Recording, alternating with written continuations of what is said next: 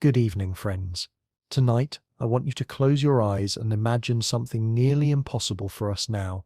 A winter without electricity, without heating, without the gentle hum of machines that keep the dark at bay. Imagine a night so long that time itself feels frozen, a cold so deep that even silence seems to shiver.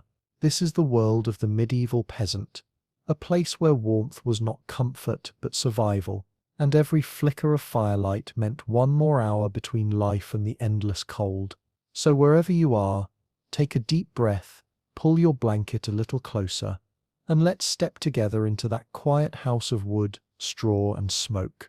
You hear the fire settle again, its last log sighing, as the coals pulse faintly beneath a soft bed of ash. The room falls into a deep stillness, not the kind of silence that feels empty, but one that seems to breathe alongside the people within it. The air hangs thick, touched by the scent of burnt wood and wool, faintly sweet where the straw beneath the bed still holds the ghost of summer fields. The cold outside presses harder now, a living thing testing every crack in the wall, every seam in the door, every imperfection that might let it inside. The walls of the house respond quietly, bending, groaning, holding. Their seams are stuffed with moss and earth, patched by hands that have long since learned where the wind will bite first. In the corner, a small shape stirs, the woman of the house half awake, her hair tangled, her breath rising pale in the smoky air. She does not speak. She moves on instinct alone, reaching for the long iron poker beside the hearth. She stirs the ash with slow, deliberate care, and from deep inside the grey dust comes a faint, stubborn red, embers that never died waiting all night beneath their blanket of cold. She bends low, her hands cupped near the glow, and breathes gently into it. The ember brightens. A faint curl of smoke rises, then another, and soon the room seems to exhale with her. She feeds it a handful of dried twigs, thin as bone. They catch slowly, hesitantly, as if unsure whether to live or die. Then comes the faintest crackle, a whisper of flame, and light returns to the world. Her husband wakes without a word. His eyes open. His body moves before thought catches up. He adds a heavier piece of wood, one chosen the night before, and placed beside the hearth to dry. Firewood is rationed carefully, the best pieces saved for nights of frost so thick it seals the door shut. The log smoulders, smokes, then catches, and the faint orange glow expands across the walls. In that moment the cold loses its sharpness. It does not retreat, but it loosens its grip. The children stir next. The smallest whimpers softly, the kind of sound that would vanish in a modern home, but fills this space completely. The mother pulls a blanket higher, tucks a small hand under wool, and hums without meaning to. Her voice is quiet, low, more vibration than melody. It mingles with the sound of the fire. Slowly the house comes alive again. Outside, the snow has stopped falling. The world is blue with pre-dawn light, frozen and soundless. No bird stirs yet. Only smoke begins to climb gently from the roof hole, twisting against the pale sky like a thread reconnecting heaven and earth. Inside, the family begins its day without words. Conversation comes later, when movement and heat have returned. For now, every action is functional, learned, remembered. The man checks the door latch, feeling the edge for frost. The woman stirs the pot of yesterday's stew, thickened overnight into something that must be thinned again with water and fire. The children rub their hands together until friction becomes warmth. The smell of wood smoke and boiling grain soon fills the room, a smell that means safety. The steam curls upward, blurring the faces in its path, and for a brief moment, even the cold seems to soften. They eat slowly, sharing from the same pot, each spoon carefully passed, each bite measured. Food is warmth made visible, and in this house nothing warm is ever wasted. When it is time to work, the door opens with a sound like tearing cloth, the sudden pull of frost breaking loose. Cold air rushes in, heavy and sharp enough to sting. It bites at the eyes and lungs, and for a moment the children huddle back from it, instinctively clutching at the fire's fading edge. But the father steps forward without hesitation. His boots crunch into the frozen ground outside, where the sky glows grey and silver, and the first flakes of a new snow drift aimlessly through the air. He moves with calm precision. Every task in winter has rhythm. Too slow and the body freezes, too fast and sweat steals heat. The woodpile must be checked, the animals fed, the snow cleared from the roof. His movements are methodical, quiet, as though speaking aloud might disturb the delicate balance between man and weather. Inside, the mother and children sweep the straw floor. The old layer is removed, stiff and sour from damp, replaced with fresh, dry stalks stored in a corner of the loft. The new straw smells faintly of the harvest, of sunlight long gone but remembered. It crinkles softly underfoot, a reminder that warmth often hides in the smallest things. By mid-morning, the house glows faintly with life again. Smoke threads through the thatch, light trickles through a small horn window, and the smell of food, wool, and burning wood mingle into something that feels human, familiar. They do not call it comfort. That word does not exist here. They call it living, and that is enough. The cold never truly leaves. It lingers in the walls, in the air, in the breath. But now it feels gentler, tamed for a while by effort and care, and as the day stretches forward, the fire hums softly at the heart of the room, patient and alive, the oldest companion humankind ever knew. The morning light does not brighten quickly. It seeps through the air like water through cloth, slow, uneven, fragile. It has no warmth yet, only the pale suggestion of it. The family moves within that half-light quietly, as though they might disturb something sacred if they spoke too soon. The house hums faintly with the sounds of beginning, the crack of kindling, the soft slosh of water in a bucket, the rhythm of breathing against cold. The smell of smoke deepens. It is not clean, but it is reassuring. It means life continues. The father steps outside, pulling his cloak tight across his chest. The world greets him without mercy. The snow is deep, packed into uneven drifts that glitter in the thin light. His boots sink with each step, the sound swallowed instantly by the frozen air. In the distance, the outline of the village smoulders faintly beneath smoke, each house a small beacon of endurance. His breath fogs the air in front of him, curling and fading like the thoughts he cannot afford to speak aloud. How much wood remains, how long the animals will last, whether the cold will tighten further before spring begins to stir again. He works without pause. The woodpile is checked first, each log inspected, each piece counted and restacked. Every one of them represents time and safety. A single night of careless burning could undo a week's labor. He turns the pieces in his hands, feeling the grain, the weight, the dryness. Good wood sounds different when struck. A clean, hollow thud that echoes faintly in the cold. Damp wood hisses. It betrays you. He sets those aside, muttering nothing. The axe waits half buried in snow. When he lifts it, the blade glints dull silver against the light. His first swing cuts through silence like glass breaking. Each strike is slow, deliberate, measured to conserve strength. The rhythm is almost musical. Lift, breathe, fall. Lift, breathe, fall. The scent of sap and frozen bark mixes with the clean sting of air. Heat builds slowly in his arms and shoulders, and for a brief moment he feels the cold loosen its hold on him. It is a strange kind of warmth, the warmth of effort, not of rest. He knows it will fade the moment he stops, and that knowledge keeps him moving. Inside the house, the mother tends the fire, coaxing it into steady life again. She shakes the pot gently, testing the thickness of the morning's porridge, then sets it aside. Her hands move automatically, stirring, sweeping, checking the seams of the wall for drafts. Each task is performed, not because it is new, but because it must be done again. Survival is repetition. The children, bundled in wool, help as best they can, carrying handfuls of straw to the animal stall that shares the far wall of the house. The smell of hay and smoke mingles, earthy and familiar, through the slats in the partition. A cow breathes heavily, its body steaming faintly in the cold. It shifts its weight, hooves pressing against the straw with a soft creak.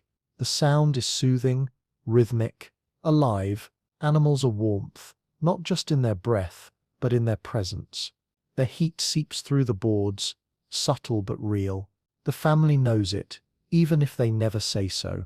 When the winter wind roars across the fields, the animals steady the house, anchoring it with life. By midday, the light has sharpened into something almost bright, though it gives little heat. The snow outside glitters like powdered glass, and the air is thin enough to sting the lungs. The father returns briefly, his face red with cold, his hands raw, but there is a calmness in his eyes, the calm of a man who has met the worst and still stands. He stamps the snow from his boots and steps back into the dim warmth of the room. Steam rises instantly from his cloak. The smell of thawed leather fills the air. They eat together again, seated close to the hearth. The porridge is thick and plain, flecked with grain husks and salt. It is not enough, but it is what they have. Each spoonful carries warmth back into the body, slow and heavy. They eat without hurry. Time is slower here, stretched by the cold. Even speech feels like effort, so they use it sparingly. When the meal is done, they rest a little. The children sit near the fire, combing tangles from their hair, their fingers stiff but determined. The mother patches a hole in a wool stocking, her needle glinting faintly in the firelight. The father sits by the door, sharpening his axe, listening to the wind hum faintly through the eaves. And yet beneath this quiet, life moves with purpose. Every gesture here has meaning. The fire is tended, the straw is turned, the pots are shifted to catch more heat. Even stillness serves a purpose. It preserves energy, it conserves warmth. Outside, nothing stirs except smoke and snow. Inside, the house is a small, steady world. When the afternoon light begins to fade, that soft, grey half-hour before dusk, the rhythm changes.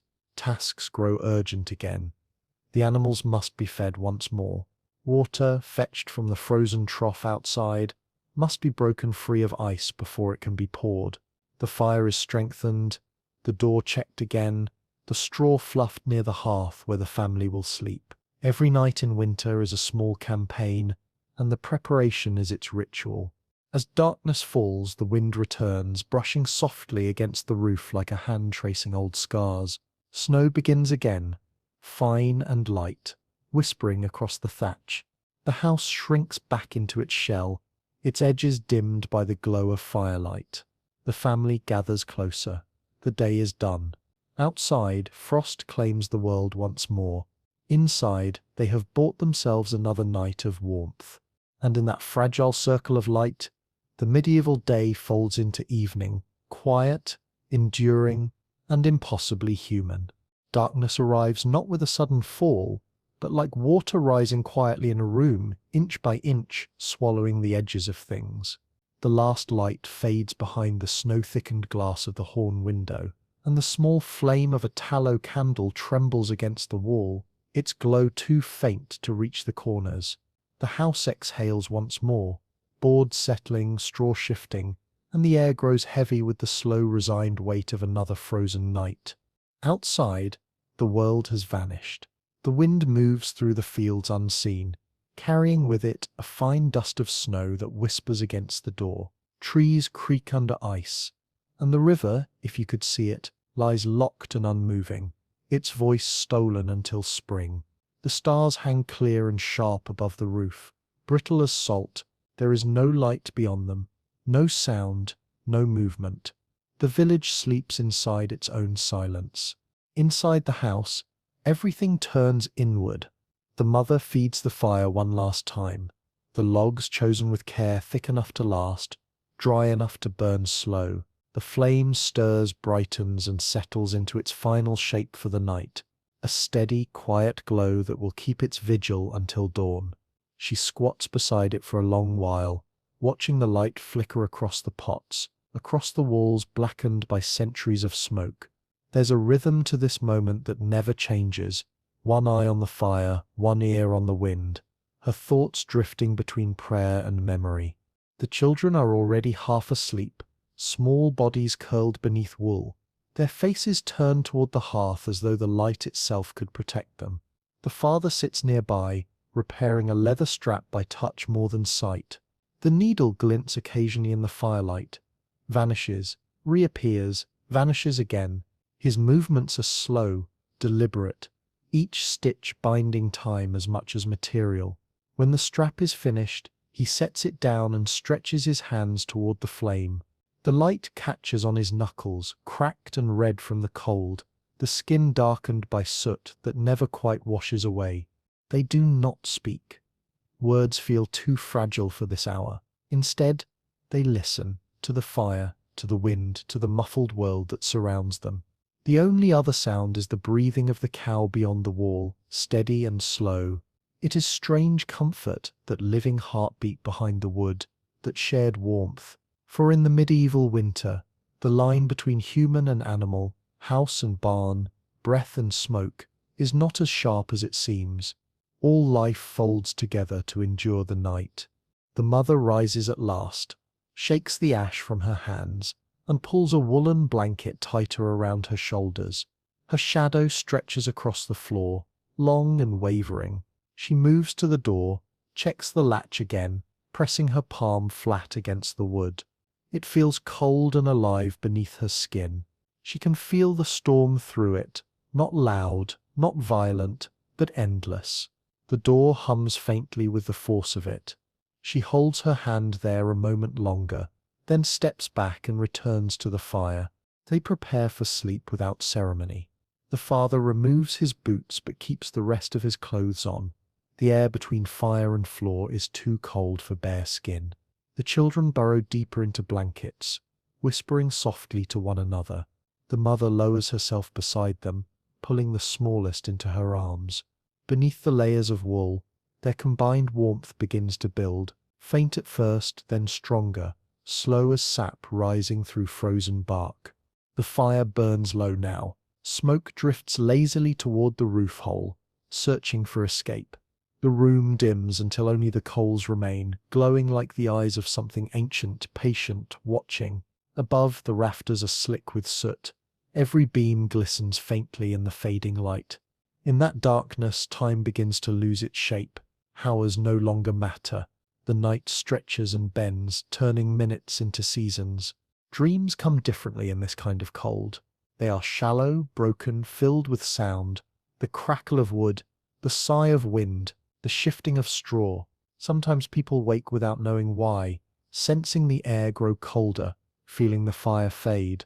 Then a hand moves, slow and practiced, to stir the coals, to feed the embers just enough to keep them breathing. Sleep returns quickly. There is no panic, only rhythm, the same rhythm that has carried families through countless winters before. In the darkest hour, long before dawn, the house feels almost suspended between two worlds. The air is still, thick, neither warm nor cold, but perfectly balanced, like breath held too long.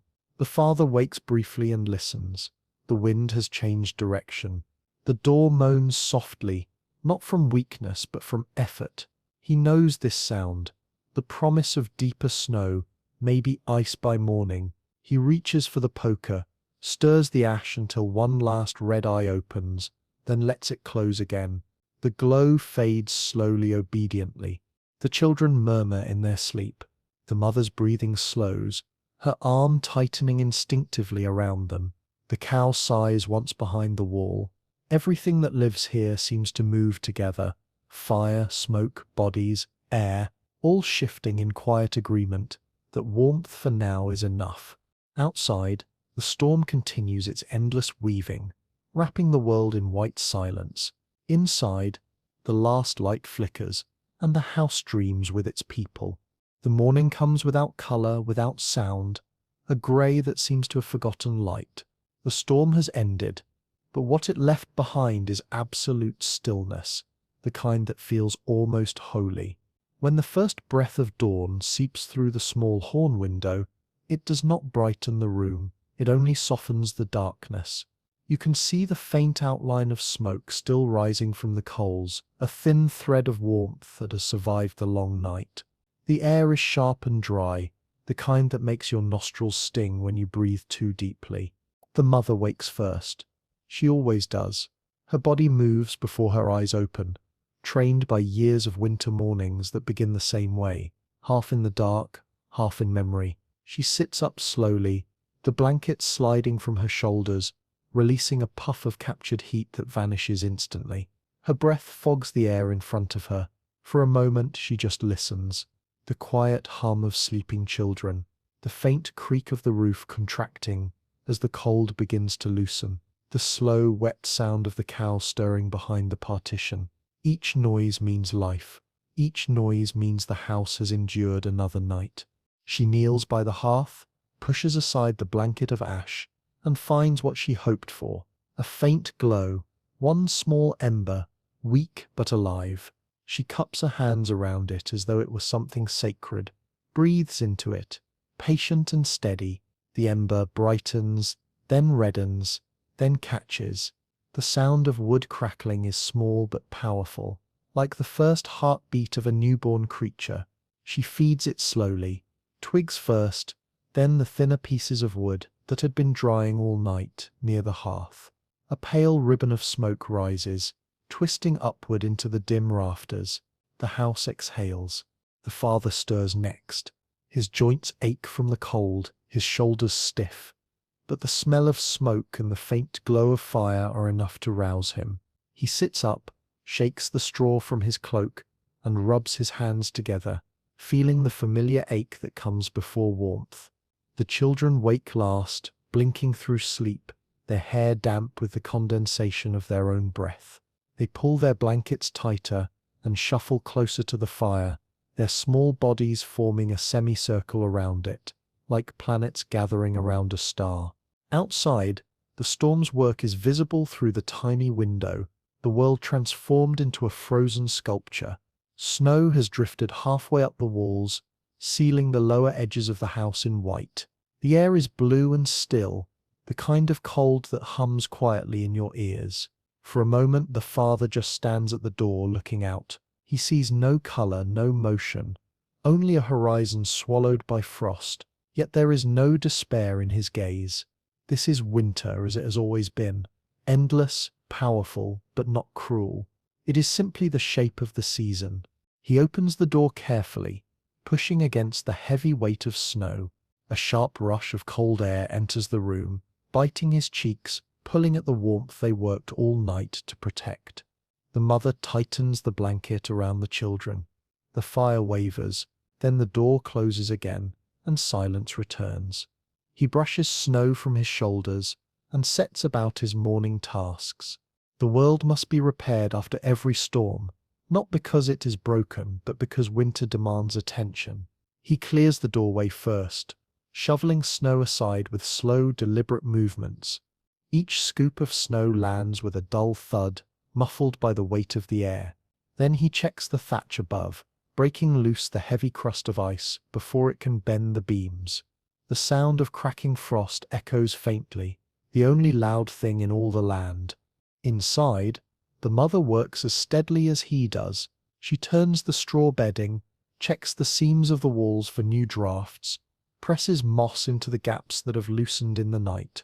Her movements are small but constant, each one another defense against the creeping cold. The children help, carrying small handfuls of straw, fetching kindling, brushing snow from the boots that wait near the door. Even their laughter, brief and quiet, seems to add a degree of warmth to the air. By midday, the house glows again with life. The fire burns higher now, its light throwing gentle orange across the walls, reflecting in the sheen of soot that coats the rafters. The smell of cooking returns, porridge thickening in a blackened pot, steam rising lazily toward the ceiling. They eat in near silence, the sound of spoons against clay bowls filling the space like music. The food is simple, but it warms the chest, the throat, the hands. Hunger softens, and for a little while the family can rest. The father sits near the fire afterward, carving a new handle for the broken shovel. The mother mends a sleeve, her needle flashing in the light. The children, wrapped in wool, play with pieces of straw, shaping them into tiny animals, their laughter faint but real. Outside, the wind begins to rise again, brushing against the roof in soft, familiar gusts. The world beyond the door is frozen still, but in this small circle of warmth, time moves differently. It slows, it listens. The day will fade soon, as all winter days do, quickly and without warning. But for now there is peace, not comfort as we know it, not ease, but peace in the quiet rhythm of survival.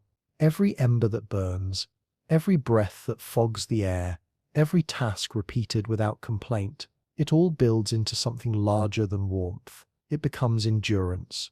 And when the night comes again, when the wind returns and the fire sinks back into its long conversation with the dark, they will be ready, not because they are strong, but because they remember.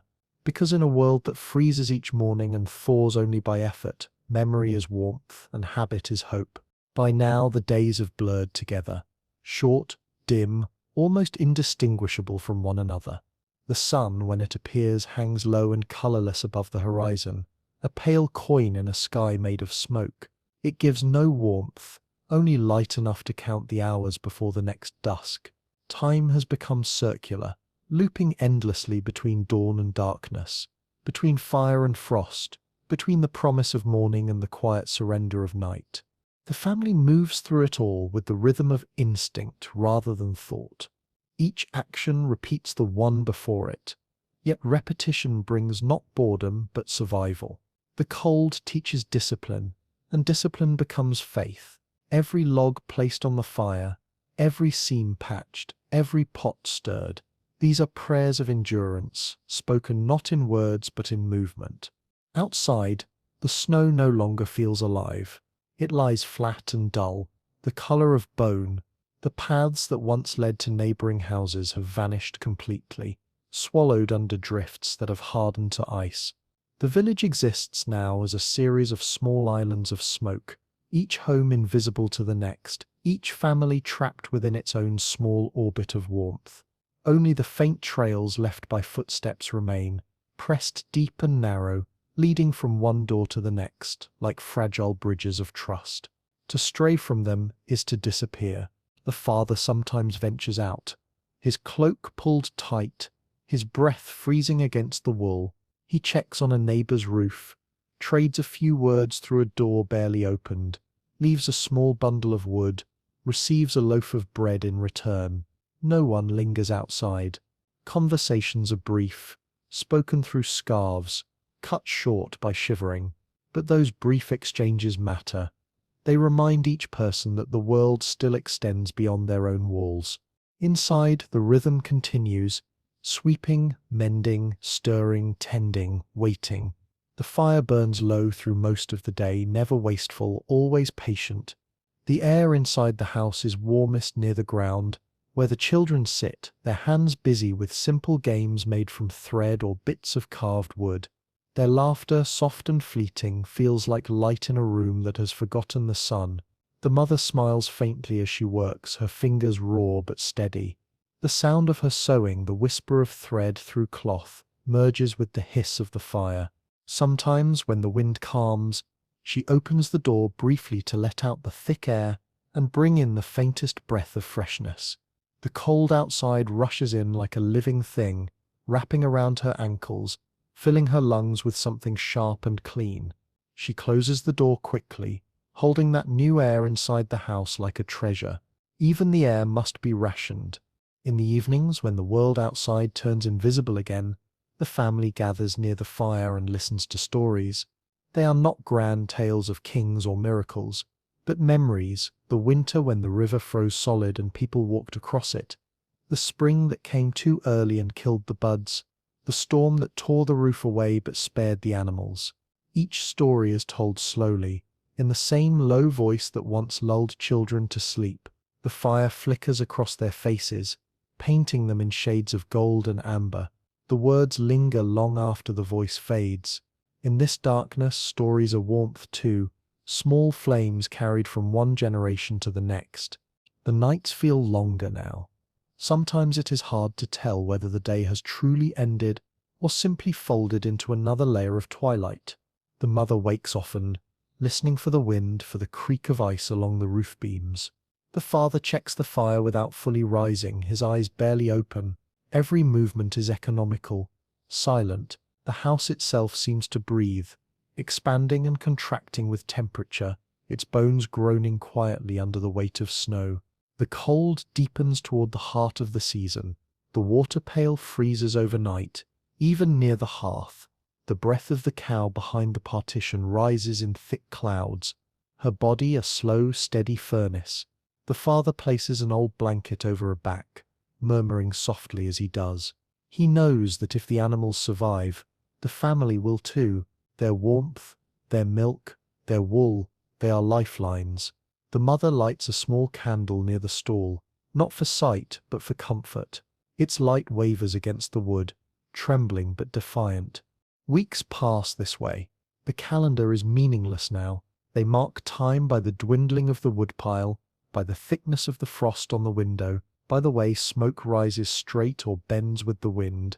The world outside remains locked in silence. Birds have vanished. The river remains a road of ice. Even the forest seems asleep. Yet beneath that frozen stillness something stirs unseen. Roots shifting, sap thickening, seeds waiting. The earth is not dead, it is only gathering strength. And the people inside their houses know this, even if they never say it.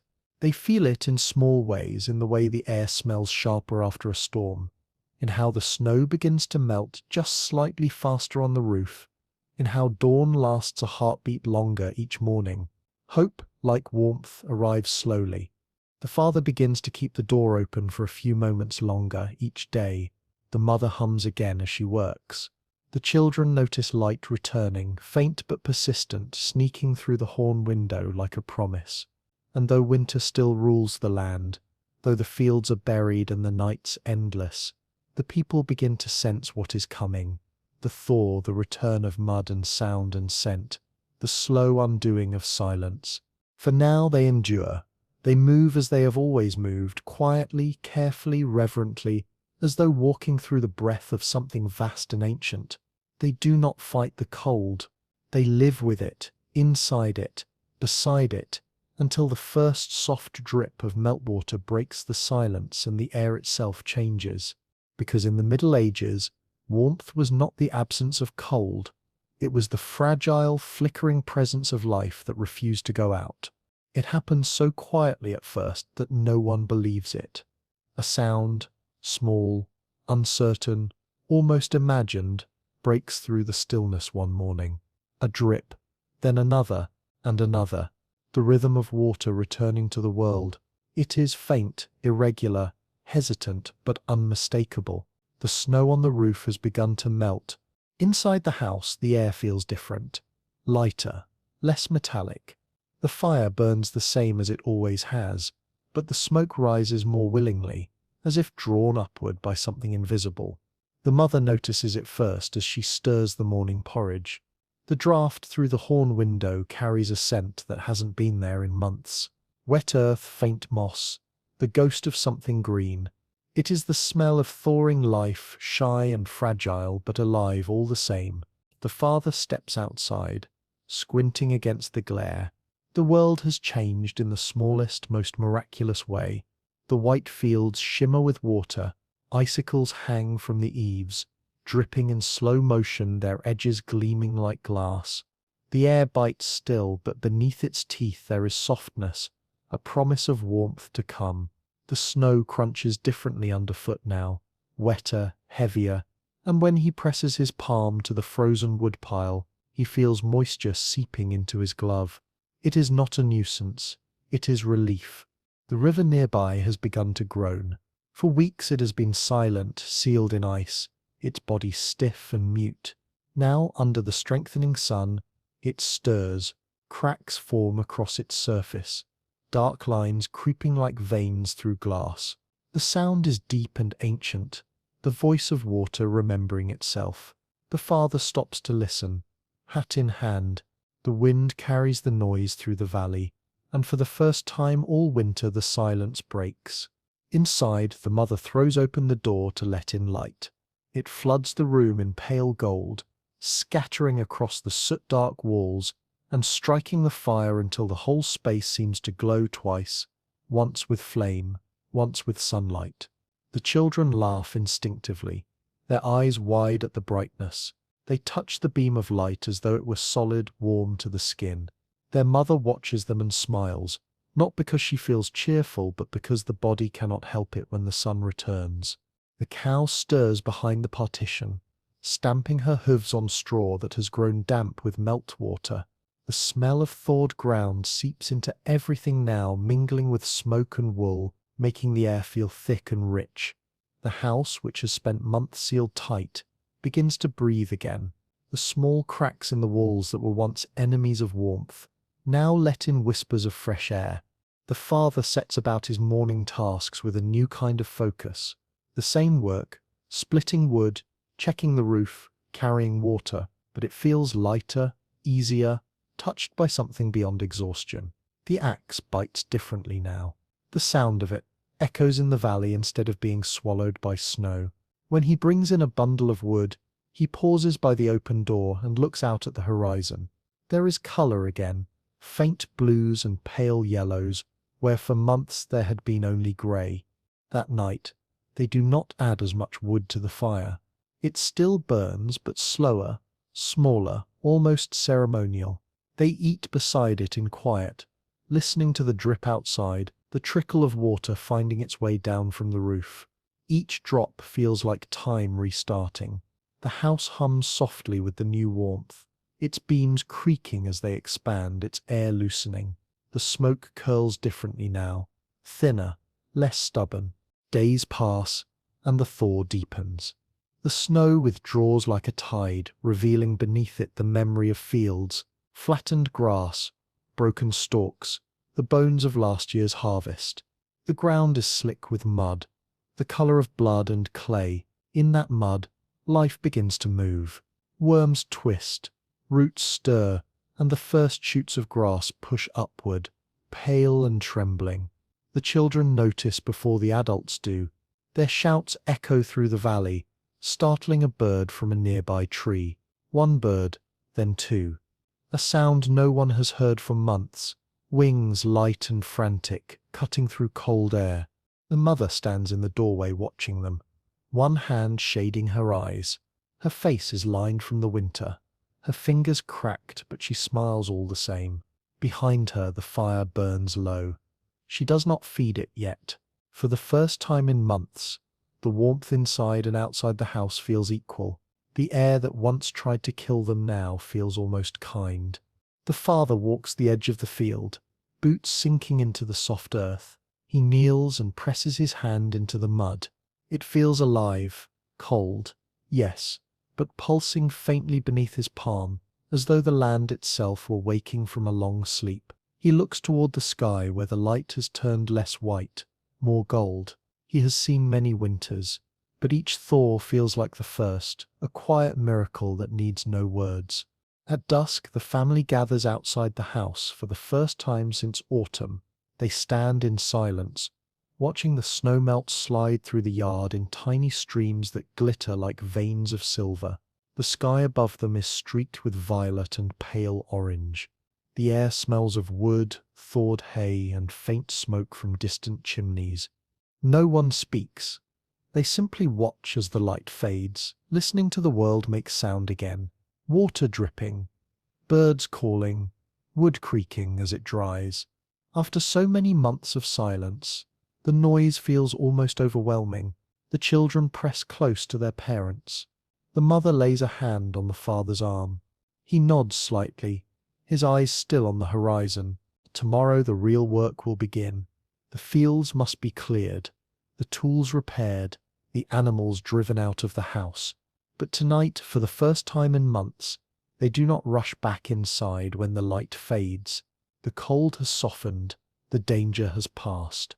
And as the stars appear one by one above the melting snow, The family stands together, breathing the air of a world that is coming back to life. In this moment, warmth is everywhere, in the earth beneath their feet, in the air that no longer bites, in the simple miracle of endurance.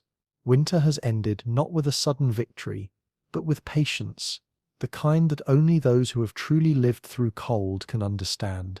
When the thaw is no longer a rumor but a certainty, life begins to accelerate, not with the rush of joy, but with the calm urgency of people who have been waiting too long. The air is still cold enough to bite, but the wind now carries softness in its wake. Puddles glimmer where the snow once lay, and the land reveals itself again, dark, soaked, and scarred by frost. The world smells of mud and smoke, of rot and renewal, as though every buried thing has risen to greet the light. The peasant's first task after winter is not celebration but repair. The long freeze has taken its toll. The thatch drips, the fences lean. The walls are lined with hairline cracks where ice has pressed its quiet fingers through the timber. The father moves from one part of the house to the next, inspecting, patching, hammering. His tools are old, their handles polished smooth by decades of labor, and every sound, the soft thud of wood, the scrape of metal, the creak of rope, carries the rhythm of resurrection. The mother begins her work with equal devotion. She shakes out the bedding, hangs the wool and linen to dry in the first full sun of the season. The color of daylight feels new again, not harsh, but golden and forgiving. She opens the door wide and leaves it open all day, letting the smoke escape, letting the room breathe for the first time in months. Dust dances in the light like pollen. The air smells faintly of milk and thawing earth. The children, freed from the confinement of winter, rush outside barefoot, laughing at the sensation of mud between their toes. Their shouts echo across the fields, startling crows from the trees. They chase one another past puddles and patches of grass, their feet splashing in cold water, their lungs filling with air that no longer burns. The cow lows softly from her stall, impatient for open ground. Soon she too will leave the house and return to the pasture. Work expands quickly. The father takes a spade to the field, cutting through the softening soil. The earth clings to the blade, thick and heavy with meltwater, but it yields. The smell that rises from the ground is deep and old, mineral sweet, a scent that touches something inside him, older than memory. He pauses once to wipe his brow and looks out over the land. It stretches wide and raw, waiting for seed. The mother joins him later, spreading ashes from the hearth over the soil, a humble offering of what survived the fire to help what will grow next. The grey dust settles onto the mud, vanishing into it, turning darkness into promise. In the Middle Ages, this was the rhythm of salvation. Burn, endure, rebuild and plant. Life rose not from luxury, but from repetition. Each day now begins earlier, the first light creeping through the cracks long before the rooster crows. The sound of the river, alive and restless, fills the valley again, joined by the distant thud of axes, the calls of neighbors greeting one another after months of silence. The village awakens in layers. Women hang clothes across ropes strung between posts, steam rising from damp cloth in the cold air. Men repair carts, patch harnesses, mend the wheels that have waited all winter beneath snow. The rhythm of tools and footsteps, of voices and wind, becomes the song of spring. Inside the house, the fire burns smaller, no longer a god to be worshipped but a servant again, useful, manageable, ordinary. The walls no longer tremble with cold, the windows no longer bloom with frost. The smell of damp straw fades, replaced by the faint sweetness of open air and the sharp tang of smoke carried by wind instead of trapped beneath the roof. The children bring in handfuls of wild grass, the first green things they can find, and the mother tucks them above the hearth for luck. At dusk, the father stands by the field once more. The soil he turned that morning now catches the setting sun, glowing red and brown. He leans on his spade, watching the thin smoke rising from the village chimneys, each one curling upward like a prayer. He is tired, the kind of exhaustion that comes not from hardship but from purpose. The air cools quickly as the light fades, but he does not rush inside. After so many months of hiding from the cold, he wants to feel it, not as an enemy, but as part of the same world that now promises growth. When he finally steps through the door, the warmth inside feels earned, almost unfamiliar. The children are asleep already, their hair tangled, their cheeks smudged with dirt. The mother sits near the hearth, her hands still busy with stitching. She looks up as he enters, her face caught between fatigue and peace. No words are needed. The sound of the fire and the faint bubbling of a pot fill the space between them. Outside, night returns, softer now, carrying the smell of thawed fields and wet bark. The stars are higher, clearer. The wind no longer howls but sighs. Somewhere far off, water trickles through a ditch, the smallest sound of movement. Yet it fills the air with the certainty of life continuing. And as the man and woman sit in silence, the firelight drawing long shadows against the wall, they know what the morning will bring. More work, more mending, more planting. The rhythm of survival has shifted again, from guarding against death to coaxing life back into motion. The worst is over, though they would never say so aloud. Spring has not yet bloomed, but it has entered the house in the breath of the air, in the looseness of the earth, in the calm of their silence. Because for those who lived through medieval winters, spring was not just a season, it was proof that their endurance had been seen, that the world had watched them through the long cold and decided once more to let them live. It begins, as all great things in their world do, with a sound, laughter. Not the quiet, restrained kind that fills the house in winter, but open laughter, carried by air that finally feels alive. The snow is gone now, except for a few pale scars along the shadowed ditches, and the ground has dried enough to bear footsteps without sucking them down into mud. The sun, high and gold, has returned to the village, not as a rumour, but as a companion. Its light floods through open doors and over newly tilled fields, and everywhere there is movement, people, animals, wind, and work. After months of silence, the villagers can finally gather.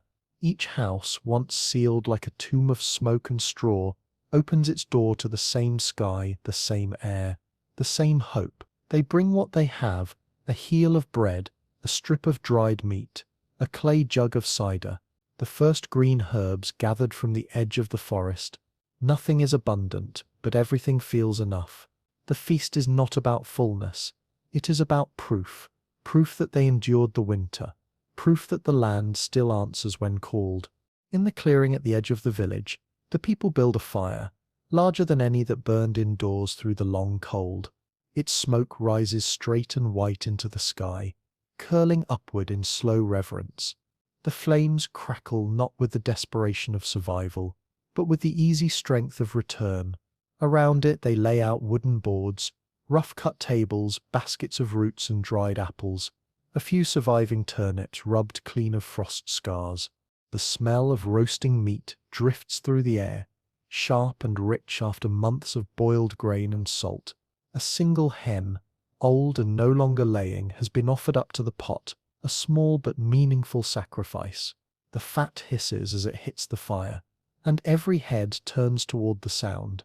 The children sit cross-legged on the ground, their eyes wide with expectation, their cheeks red from sun rather than smoke.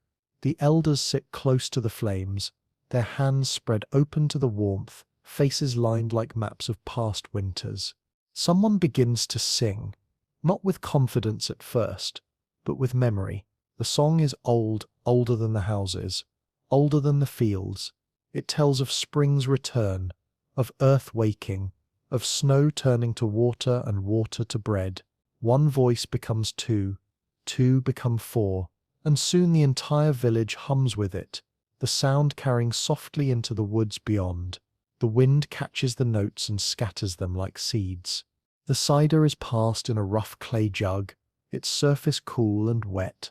The taste is sharp, sour-sweet, biting at the tongue, and it burns faintly as it goes down. No one drinks much. There isn't much to drink, but the warmth spreads faster than the fire. They speak easily now, the words tumbling like pebbles in a stream. They tell stories of the winter's worst nights, of roofs that groaned under snow, of fires that almost went out, of neighbors who came through when it mattered. The laughter that follows is not joy exactly, but relief dressed as celebration. The children dance near the fire, their movements clumsy but bright, the smoke turning their laughter into ghostly echoes. Dogs circle the edges of the crowd, tails wagging, eyes bright. The animals seem to sense it too, that the season of hunger is ending. Chickens peck at the dirt. A horse stamps in the thawed mud, tossing its head, its breath curling in the evening air. The sun begins to sink, painting the sky in colors they haven't seen in months. Rose, copper, and violet melting into one another like slow fire. The warmth lingers even as the light fades. The people keep singing, slower now, their voices deepening with the dusk. The sound of crackling wood becomes the heartbeat of the feast. When the pot is opened, steam rises like incense. The smell makes everyone fall silent for a moment. That instinctive pause before nourishment. The oldest prayer. They eat in turns, wooden spoons passed from hand to hand, every bite shared, every drop valued. The broth is thin, but the warmth it carries feels miraculous. It tastes of patience, of salt and smoke, of survival itself. Later, as the stars emerge, the stories return, quieter this time, told in the low, steady rhythm of memory. The fire burns lower, its light now soft enough to show the faces rather than hide them. The children fall asleep where they sit, their heads resting on straw or against their mother's knees.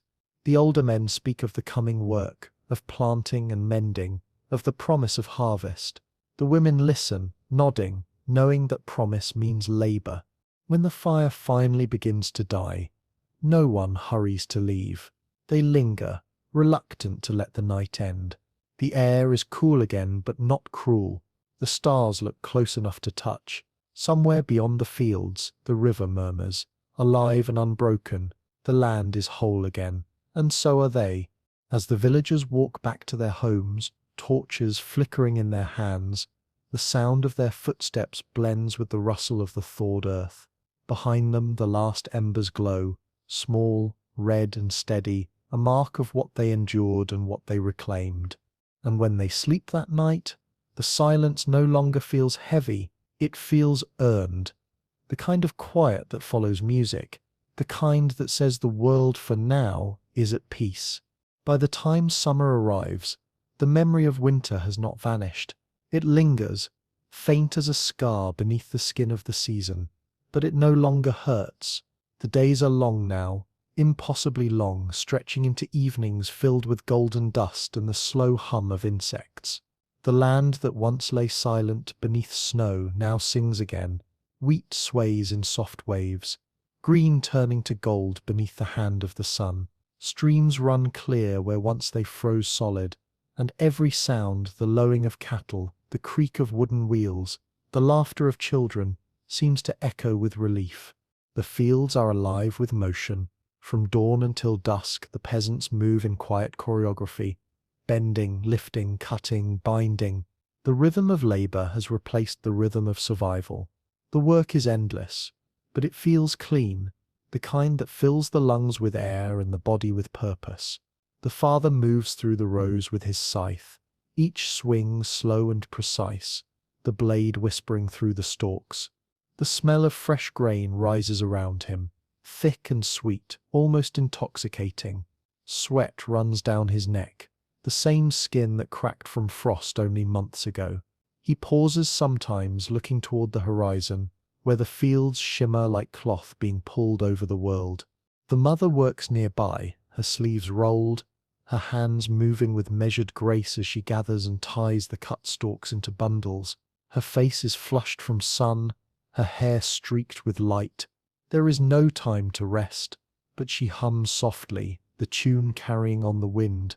The children chase one another along the field's edge, their laughter weaving between the rustle of crops and the song of larks. Even the animals seem to share the rhythm, the oxen moving slow and patient, the hens clucking in the dust, the dogs stretched lazily in the shade, watching with half-lidded eyes. Midday brings a brief pause. The heat presses down, heavy and slow, and the tools fall silent. The family gathers beneath the single tree that grows at the edge of the field, gnarled wide, its leaves trembling with the weight of sun. They share bread and cheese, cool water from a jug wrapped in damp cloth, and slices of salted pork that taste faintly of smoke. The food is simple but eaten here, under a sky so vast it feels endless. It is a kind of luxury. They eat slowly, in silence, letting the wind cool their faces. From this distance the village looks peaceful. Small houses with white thatch, thin threads of smoke rising lazily into the air. Beyond them, the river glitters like molten glass winding between the trees. The sound of church bells drifts faintly from the hill, calling the hour, marking time in tones older than memory. It reminds them that even in this calm the seasons move forward, unstoppable. When work resumes, it does so with quiet devotion. The scythe swings again, the bundles grow taller, and by late afternoon the air smells of earth and sun and ripening fruit. Bees move lazily between the flowers along the ditches. The sky turns softer now, gold deepening to amber. The day's labour is not over, but the hardest part has passed. As evening comes, they return to the village, walking slowly, shoulders aching, hands raw but hearts light. The path home winds between hedges heavy with blossoms. The air is warm even in the shadows, filled with the hum of life. When they reach the door of their house, the mother pauses to shake the dust from her apron. The father sets the scythe against the wall. The children run inside, their feet bare against the cool earth floor, their laughter echoing like birdsong. The house smells of summer now, of smoke still, yes, but mingled with grass and herbs hung to dry from the rafters, with milk cooling in clay bowls, with bread baking slowly in the hearth. The fire is small, a flicker only, more for light than for warmth. The mother moves about the room, washing hands, setting food, humming as she does. The father sits near the doorway, gazing out at the fading light. The sky burns orange and pink, clouds drifting like ships across the horizon. Later, when the meal is finished and the children sleep, he steps outside again. The air is soft, thick with the scent of cut hay. Fireflies flicker across the fields, their lights weaving through the darkness like a living constellation. The moon rises, round, full, patient, casting silver over the rooftops and water. Somewhere far off, a nightjar calls, its cry rising and falling with the wind. He stands there for a long time, not thinking of tomorrow, not even of the work left to do, just standing, breathing, listening. The world feels vast and quiet, but not empty. The cold that once claimed every corner of life has retreated to memory.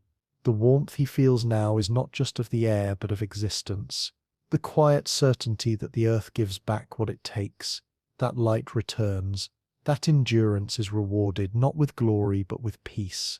Inside, the mother lies awake for a while, watching the slow dance of firelight on the ceiling. Her hands ache, but her heart feels still. The sound of crickets fills the night. Steady, patient, endless. She closes her eyes. And as the summer deepens, as nights stay warm, as fruit begins to swell on the trees, as laughter replaces the long hush of winter, the world feels for a little while balanced. Not easy, never easy, but fair. The peasants who once huddled in silence beneath frost now live surrounded by the hum of life they helped preserve. And though they know the cycle will begin again, that the air will cool, the fields will brown, the frost will return, they no longer fear it. For they have learned through every long night and every slow dawn that even in the coldest silence, the fire will wait for them, and the earth will always eventually forgive. By the time late summer breathes its last, the land begins to hum in a quieter key. The light shifts almost imperceptibly, at first turning from golds to something deeper, something closer to amber, do not yet feel small. The evenings lengthen. stretching softly into the coolness that waits at the edge of the fields. The peasants move slower now, not from idleness, but from a kind of learned caution, as if every hour of warmth must be handled carefully, preserved like a spark in the palm. Harvest has come, and with it the great unspoken relief of survival promised forward another season. The air in the barns thickens with dust, and the rhythmic percussion of flails. The grain drifts like pale mist in the sunlight, shimmering before settling into baskets that smell of wood, straw, and effort. Every kernel feels personal, the visible reward of months of tending, mending, and believing. Children dart between the piles, laughing, their hair turning gold with chaff. The mothers shoe them gently, their hands never still, their faces glowing with sweat and pride. When the work pauses, when evening descends and the barn doors are closed, a calm takes over that is different from fatigue. It is the quiet of assurance. Bread will be made again. Beer will ferment again. The fire will have wood enough to last. The year is turning, and though cold waits somewhere beyond the horizon, its face is not yet cruel. In the twilight, the father stands at the field's edge, his boots heavy with dust. He looks over the stubbled land where wheat once shimmered, and now lies bundled in sheaves, neat rows of endurance made visible. Behind him, smoke curls from the chimney, steady, familiar. The sound of the river drifts faintly through the air, slow, patient, silvered by moonlight.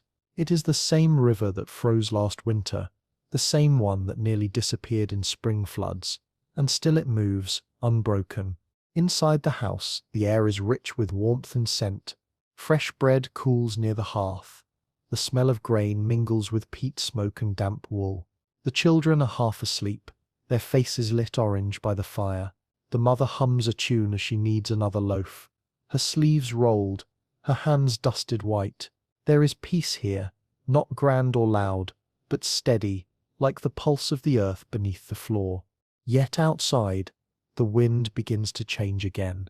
It carries the faintest hint of something metallic, something dry, the breath of the coming cold. The villagers notice it without words, the way animals sense rain. The air feels thinner at night, the stars sharper, the sky heavier with silence.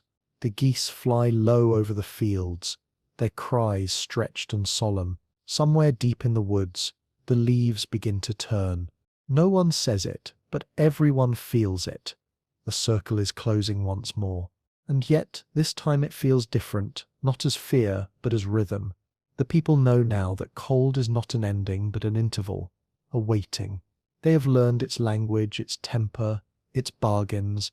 The fire will return to the center of their world, and so will the rituals, sealing doors, thickening straw, waking early to stir the embers before dawn. These are not burdens. They are continuities. The house breathes with them. It has survived a dozen winters before this one, and it will survive a dozen more. Its walls smell of smoke. Its roof hums in the wind. Its hearth still remembers every flame. The world outside darkens earlier each night, but inside the glow remains, small but defiant. And though the air cools and frost begins to whisper along the grass, there is still harvest dust on the floor, still sunlight stored in every loaf and every beam of the house. The cold will come, but not yet, not tonight. For now the air holds warmth like a secret. The fire burns quietly, and the village listens to the slow turning of the year. It happens quietly, without ceremony or warning. One morning, as the sun lifts its pale face over the hills, the fields shine silver, the grass, stiff and brittle, snaps underfoot. The puddles that had mirrored the sky just yesterday are now thin glass sheets, cracking at the touch of a finger.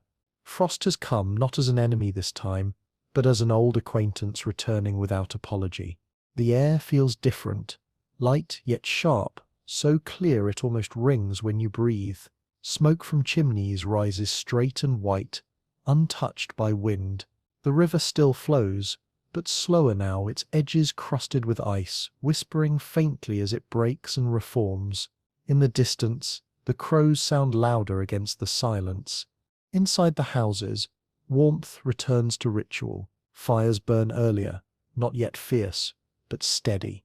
The smell of peat and damp wool fills the air again. Doors that had stayed open all summer now close with familiar weight. The straw on the floor is turned, thickened, renewed. People move slower indoors, their bodies remembering the habits of endurance before they are even needed.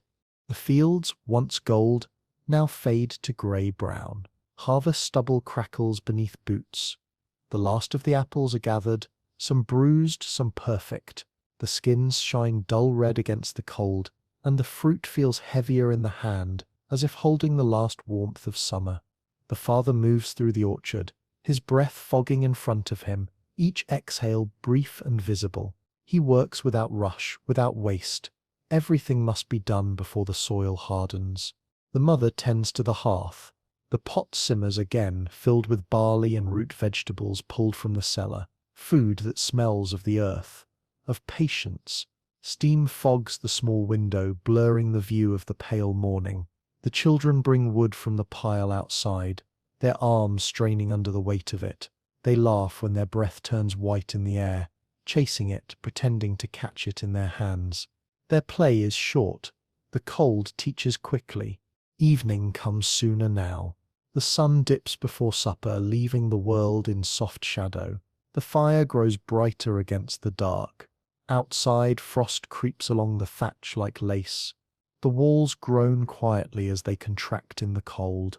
Somewhere in the distance, a wolf howls, not near enough to fear, but near enough to remind. The animals grow restless. The cow shifts often in her stall, her breath misting in the lamplight. The hens roost earlier, feathers puffed against the chill. The family adds more straw beneath them, the children working quickly, the father testing the door latch twice before stepping away. Every sound outside, the creak of wood, the crunch of frost, the flap of a shutter, feels larger in this silence. Later, as they sit by the fire, the light flickering across their faces, they speak of small things, the color of the frost, the way the bread baked faster today, the sound the ice made on the bucket. There is no fear in their words, only familiarity. The cold no longer surprises. It simply returns. The circle has begun again, but this time they are ready. The fire burns low, steady and calm. The room breathes with it. Warm near the hearth, cool near the walls. The children drift into sleep.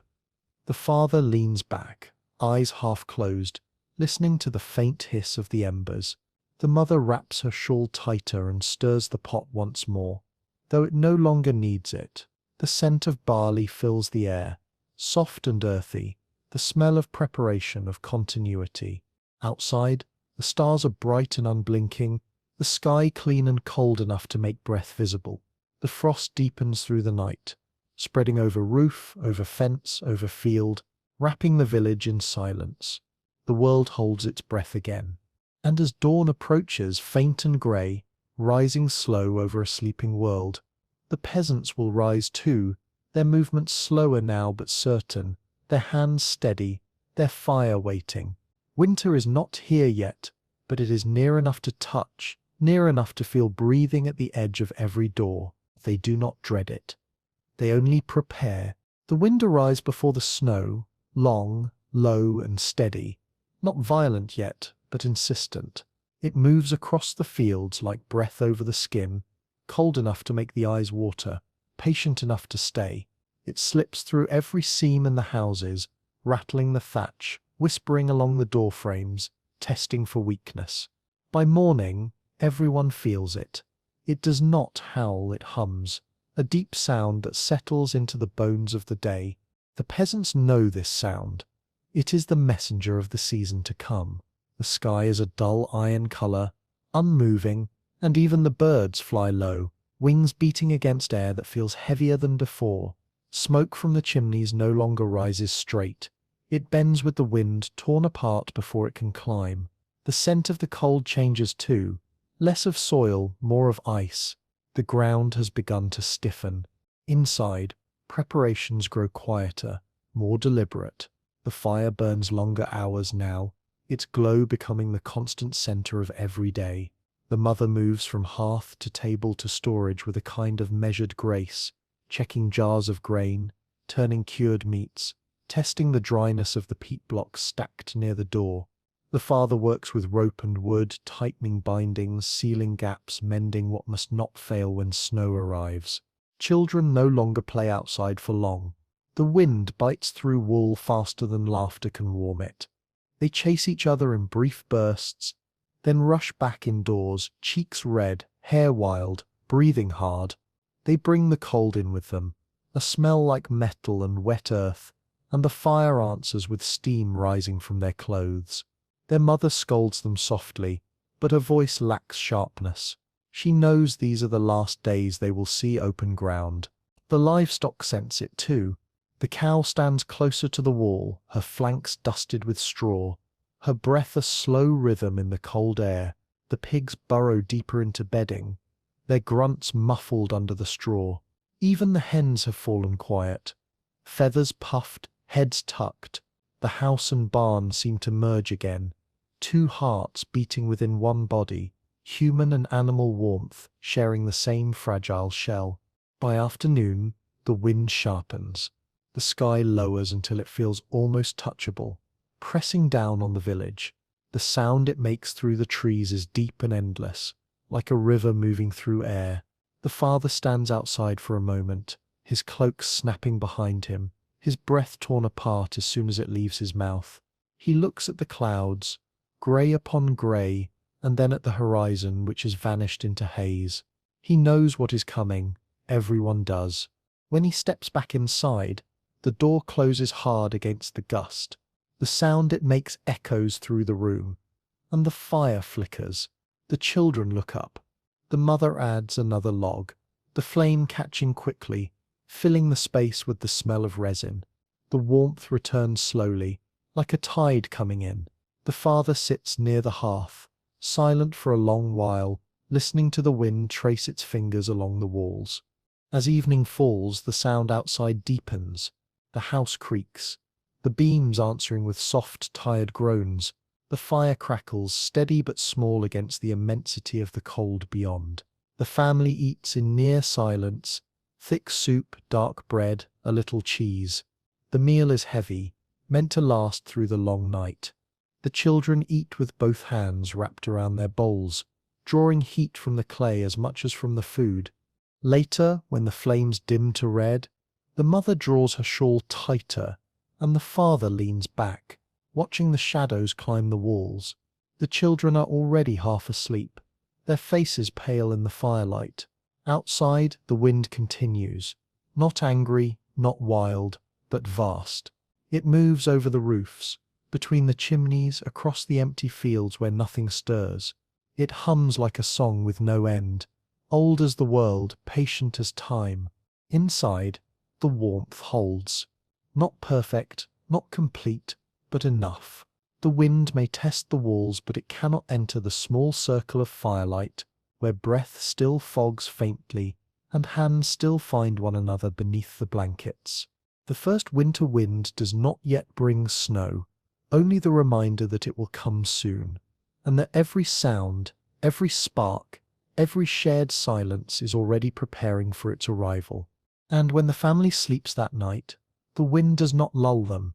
It speaks, it tells them what they already know, that the season has turned, that the long dark is near, and that warmth from now on will be something they must make for themselves, again and again until the world softens once more.